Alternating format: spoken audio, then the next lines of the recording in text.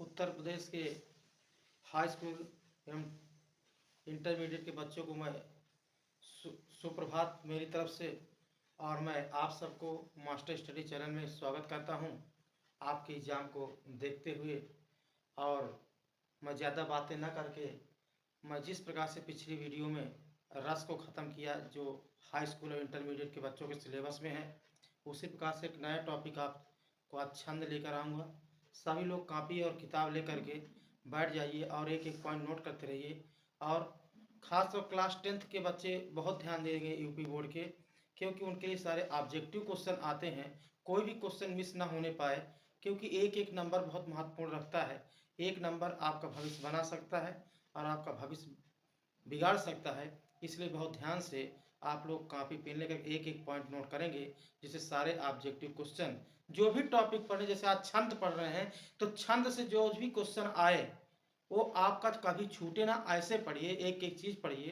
तो copy pen ले लीजिए और तैयार हो जाइए और नोट्स साथ में बनाते जाइए। आज का टॉपिक है छंद।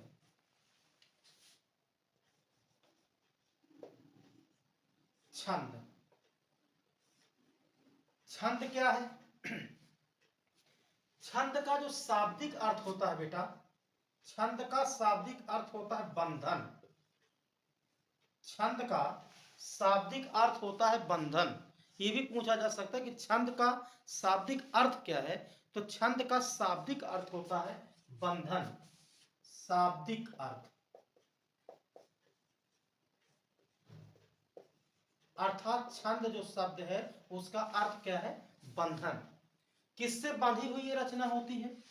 तो ये जो बांधी हुई रचना होती है, छंद लय,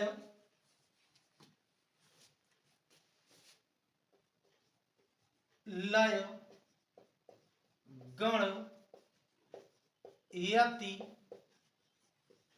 तुक, मात्रा, वर्ण, विराम आदि से बांधी हुई रचना, आदि से बांधी हुई रचना छंद कहलाती है। छंद कहलाती है।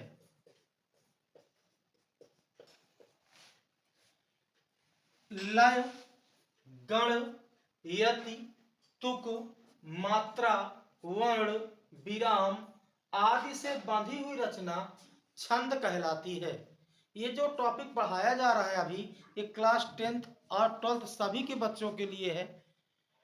और जब छंद का लक्षण और उदाहरण दिया जाएगा तो सिलेबस अनुसार मैं वीडियो क्लास 10th और 12th की अलग अलग बना दूंगा।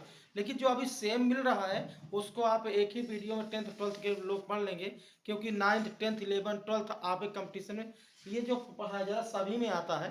लेकिन जो लक्षण उदाहरण दे करके आपको परिभाषा पूछता है वो चीज़ 10th और 12th के हिसाब से मैं आप लोगों को अलग अलग वीडियो दे दूंगा। अभी सभी लोग पढ़ें। लय, गण, यति, तुक, मात्रा, वर्ण, विराम आदि से बांधी हुई रचना छंद कहलाती है। लय क्या होता है? लय जब पद को हम पढ़ते हैं, कविता को पढ़ते थे, एक लय में पढ़ते हैं, कि सुर में पढ़ते हैं, और वही आपका लय कहलाता है। जैसे सतगुरु हम सोरीझ कर एका कहा प्रसंग, अब बरसा बादल प्रेम का भीज गया सब अंग। तो जो ये लय बना के पढ़ रहे हैं, सुर बना के पढ़ रहे, ये लय है। इसके बाद आता है गण। गण क्या होता है? पूछ लेता है गण कितने होते हैं।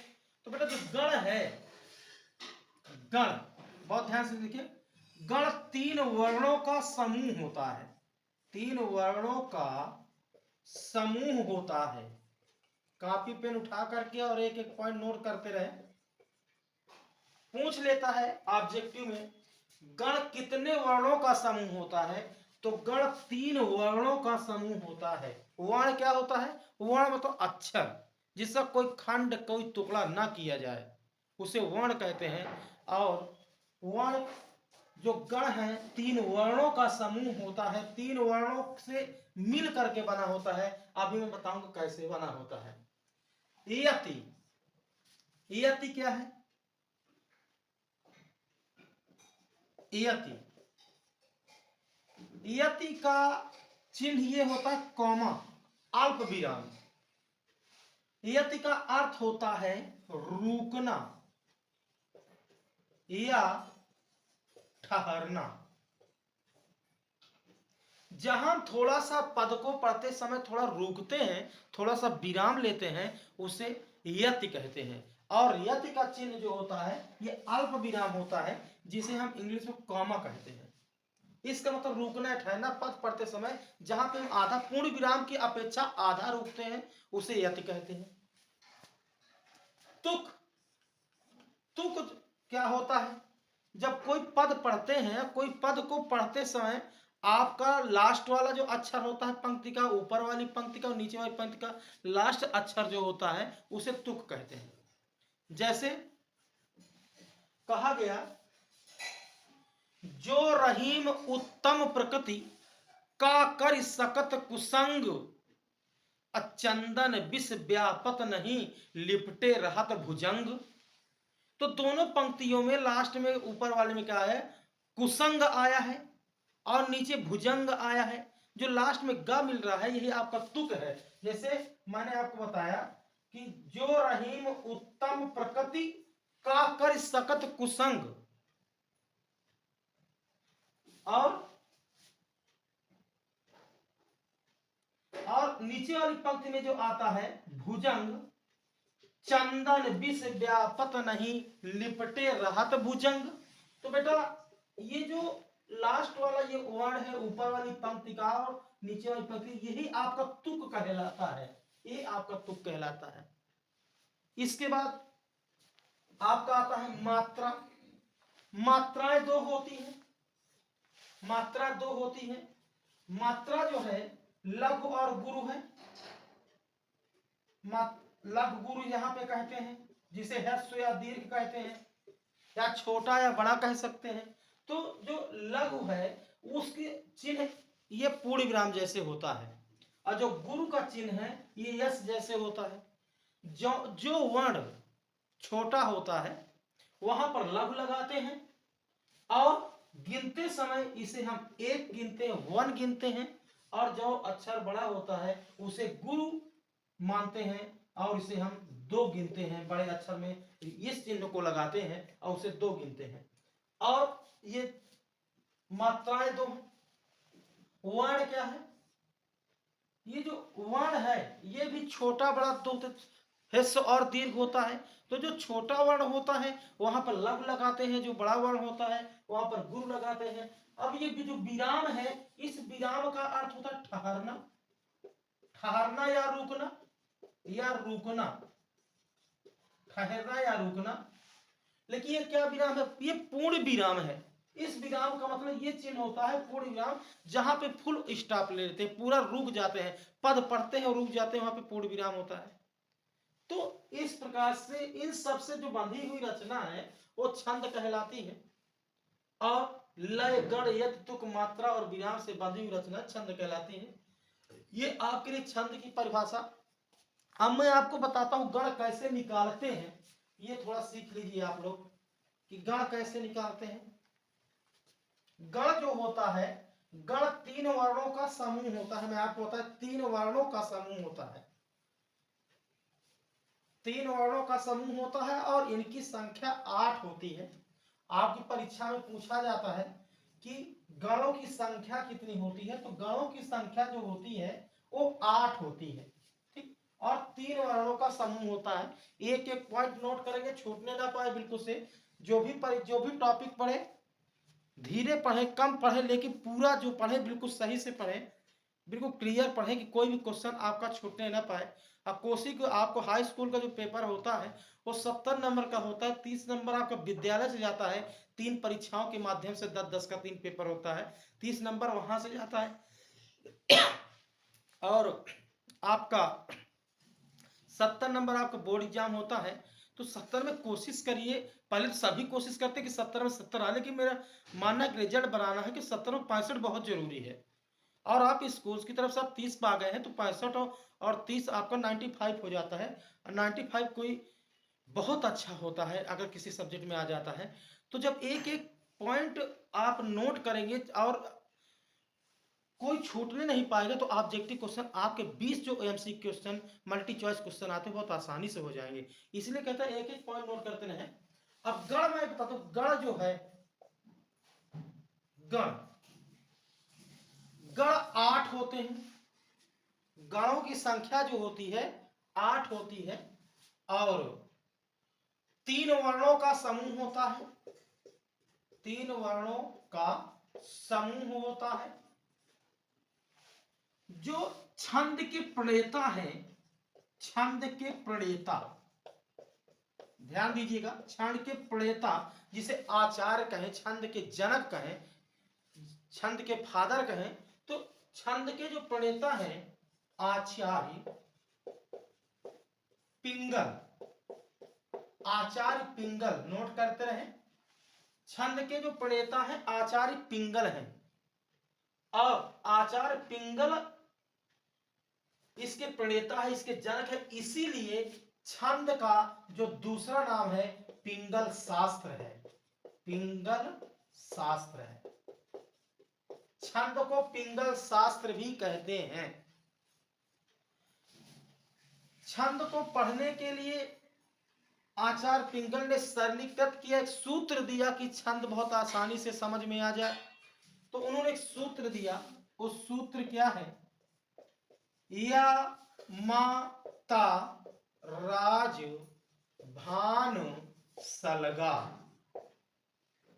या माता राज भान सलगा, ये सूत्र है। या माता रा जा भा ना सा ला गा, या माता राजभान सलगा। अब ये कैसे होता है? ये अंक की संख्या कितनी होती है? 8। ध्यान दीजिएगा, गणों की संख्या 8 होती है। अब 3 वर्णों का समूह होता है। बोर्ड एग्जाम में पूछा जाता है कि गणों की संख्या कितनी है? 4, 6, 7, 8, तो 8 ऑप्शन लगाइएगा।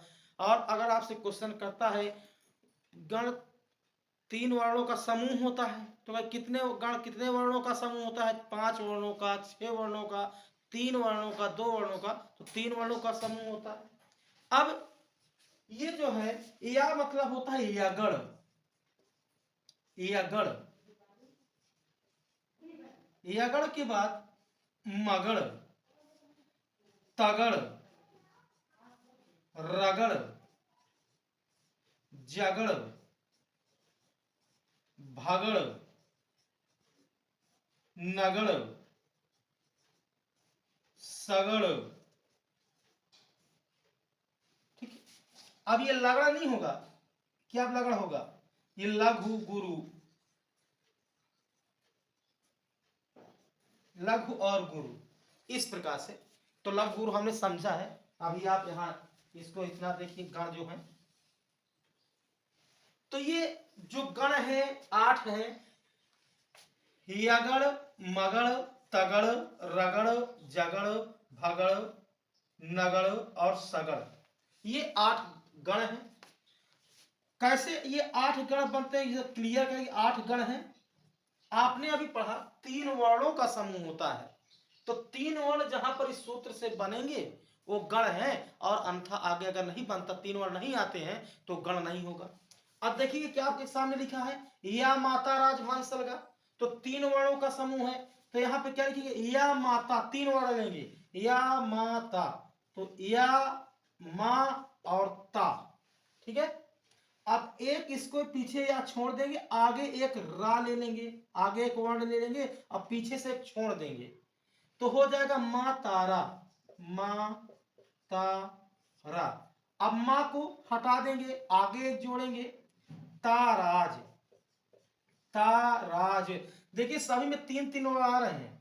और इसको आगे हटा करके एक राजभा, राजभा, राजभा। अब रा को हटा करके आगे आप लिखेंगे जभान, जभान। अब जा को हटा करके आगे भानस, भानस। और भा को इसी तरह क्रम में हटा करके क्या हो जाएगा, नस्ल, नस्ल।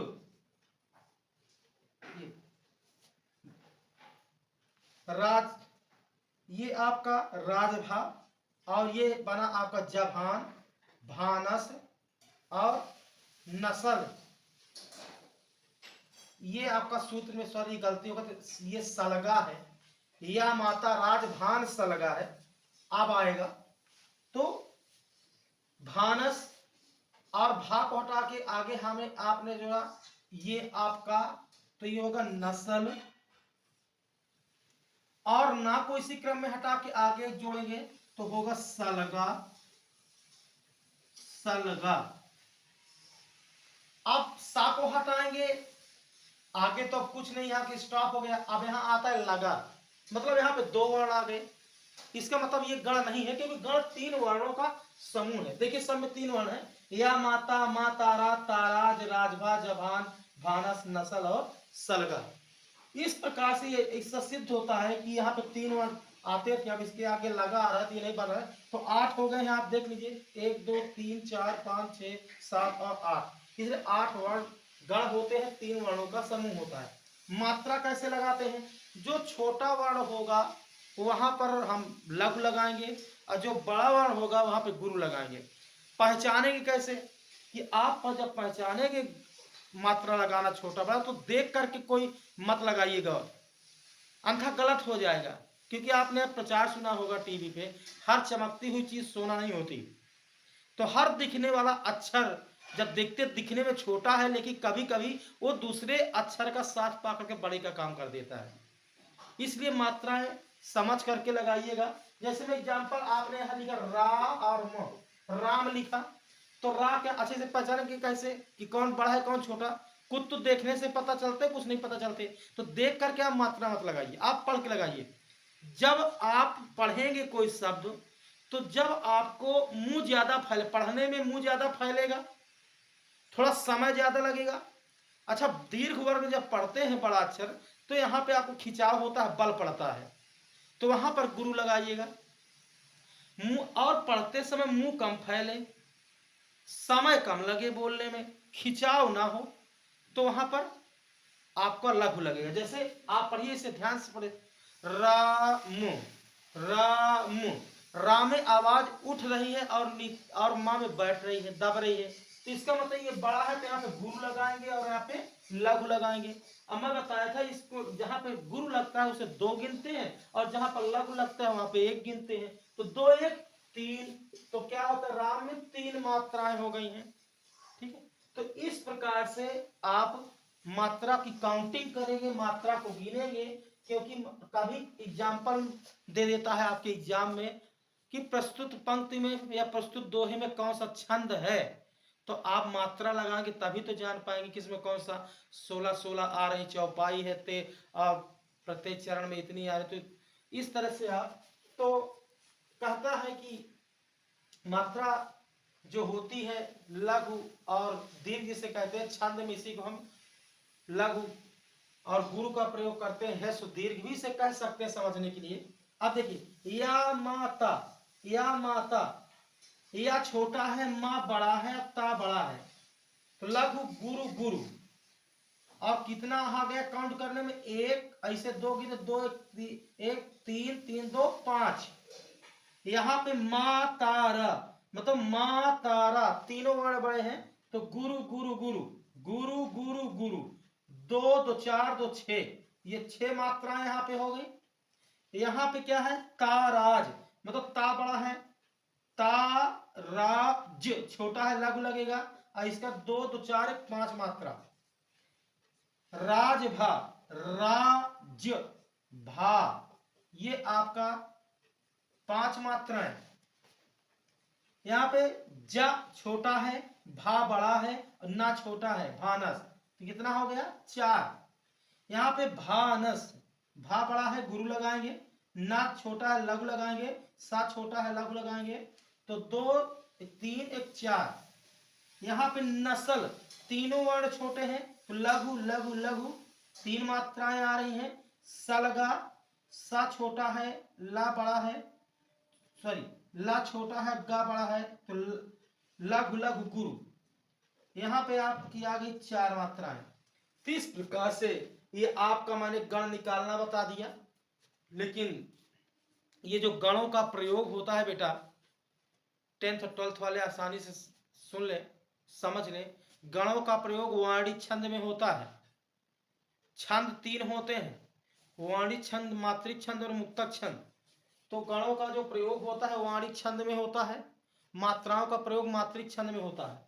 मैंने इसलिए इसको पूरा बताया हूं गण निकालना, क्योंकि मैं यहाँ बताया गण 8 होते हैं, 3 वर्णों का समूह होता है। तो कैसे निकाला जाता है ये भी बताइए, गण है ये कैसे निकला, ये सिद्ध हुआ कि 8 है, 3 वर्णों के समूह के माध्यम से मात्राएं कैसी लगाई जाती हैं। इसके बाद हम आगे चलते हैं कि छंद के प्रकार कितने हैं, छंद कितने होते हैं।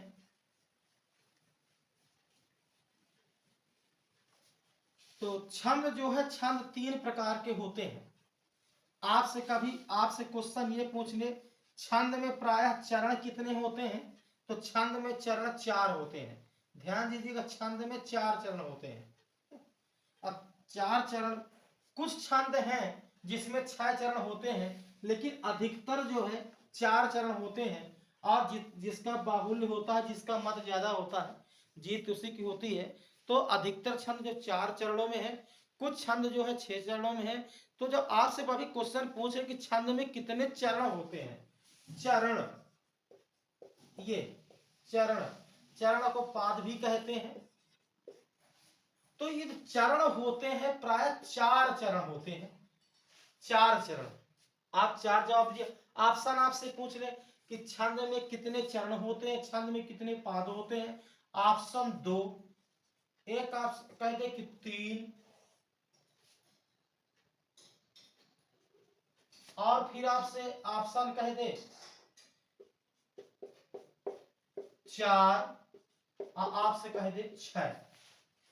अब क्वेश्चन आपसे कर रहा है कि छंद में या पाद में कितने चरण होते हैं, 2, 3, 4 और 6।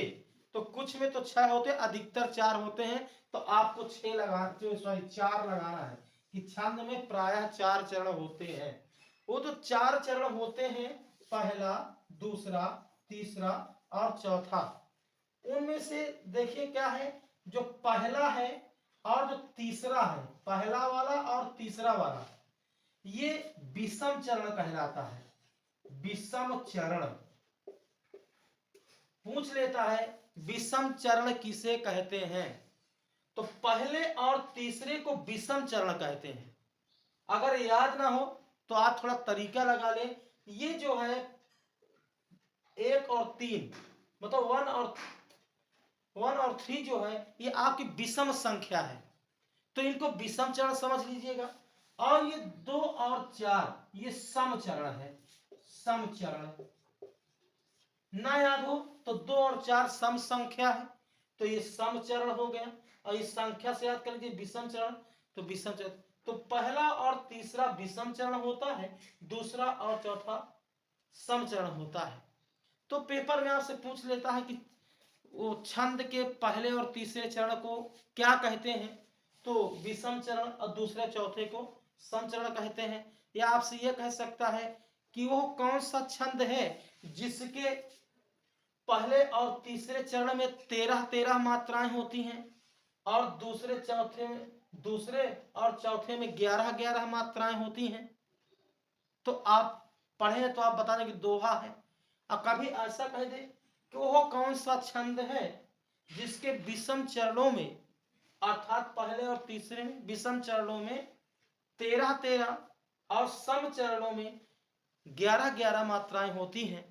तो कौन सा छंद होता है, तो दोहा ही होता है। तो दोनों टाइप से आपसे वो प्रश्न कर सकता है। इसलिए प्रश्न कितना भी घुमाए, जब बच्चा अच्छे से पढ़ा होता है, बच्चे को अच्छा कॉन्फिडेंस होता है, तो बच्चे को कितना भी क्वेश्चन घुमाए लेकिन आप आंसर देने में नहीं घूमेंगे, इतना कॉन्फिडेंस रखिएगा।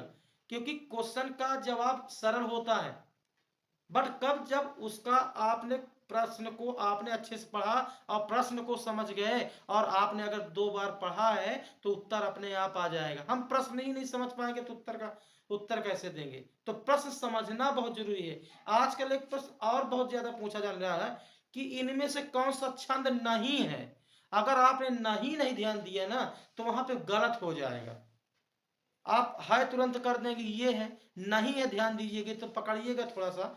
तो आप प्रैक्टिस में कुछ बताऊंगा बाद में कि कैसे प्रैक्टिस करते हैं, कैसे एमसी क्वेश्चन करते हैं, वो मैं करा दूंगा। रस छंद अलंकार में 15 15 20 वहीं से आपका पेपर में मिल जाएगा। तो बेटा इसमें 4 चरण होते हैं, चरणों को पाद भी कहते हैं। और इसके बाद अब आप देखिए छंद के प्रकार। छंद के प्रकार, छंद के 3 प्रकार होते हैं। छंद के 3 प्रकार होते हैं। कौन कौन से? नंबर 1 मात्रिक छंद, मात्रिक छंद। दूसरा वाणिक छंद। तीसरा मुक्तक छंद, मुक्तक छंद। ये 3 छंद होते हैं। आपसे पूछे छंद कितने प्रकार के होते हैं? 3 ऑप्शन बोलेगा वो, 2 4 3 6, तो आप बताएंगे कि छंद 3 होते हैं। मुख्य अगर पूछे छंद मुख्यतया कितने होते? 2 होते हैं। जैसे अगर कहे कि आपके उत्तर प्रदेश में कितने मुख्यमंत्री, तो भैया अभी तो 3 थे, है ना, 3 बता। लेकिन अगर कह दे मुख्यतया कितने हैं तो वो तो एक ही है। उसी प्रकार से मात्रिक जो छंद है 3 है, मात्रिक वाणिक और मुक्तक। अब कहते मुख्यतया कितने? 2 है, मात्रिक और वाणिक। जहां मात्रिक क्या है? जहां मात्राओं की गणना की जाती है वहां पर मात्रिक छंद होता है, और जहां पर वर्णों की गणना की जाती है वहां पर वाणिक छंद होता है। मुक्तक छंद, मुक्तक माने स्वतंत्र है, आजाद है, किसी का बंधन नहीं है। मतलब जहां में मात्रिक और वाणिक दोनों की गणना ना की जाए वो मुक्तक छंद होता है। ये आप जान लीजिए, पूछता नहीं लिखने के लिए। अब देखिए आपके जो सिलेबस में है वो आपको मात्रिक छंद है, इसीलिए हम लोग मात्रिक छंद को ध्यान में रखते हुए पढ़ेंगे। कौन चाहे 10th क्लास हो या 12th क्लास, मात्रिक छंद ही पढ़ना है। आगे मैं ये बता दूं कौन किस क्लास को पढ़ना है, अलग अलग वीडियो उसको मैं अलग परिभाषा और लक्षण उदाहरण दे दूंगा। तो मात्रिक छंद जो है, मात्रिक छंद 3 प्रकार के होते हैं। मात्रिक छंद जो होता है 3 प्रकार के होते हैं। कौन कौन से? ये देखिए, सम मात्रिक छंद, सम मात्रिक छंद। दूसरा अर्ध सममात्रिक छंद, अर्ध सममात्रिक छंद। तीसरा विषम मात्रिक छंद, विषम, यहां पर लिखिए बहुत नीचे हो जाता, विषम मात्रिक छंद, विषम, विषम मात्रिक छंद, विषम मात्रिक छंद। छंद 3, ध्यान दीजिएगा, छंद 3 प्रकार के होते हैं, मात्रिक छंद, वाणिक छंद और मुक्तक छंद। लेकिन जो मात्रिक छंद है, मात्रिक छंद भी 3 प्रकार का होता है। सममात्रिक छंद, अर्ध सममात्रिक छंद और विषम मात्रिक छंद।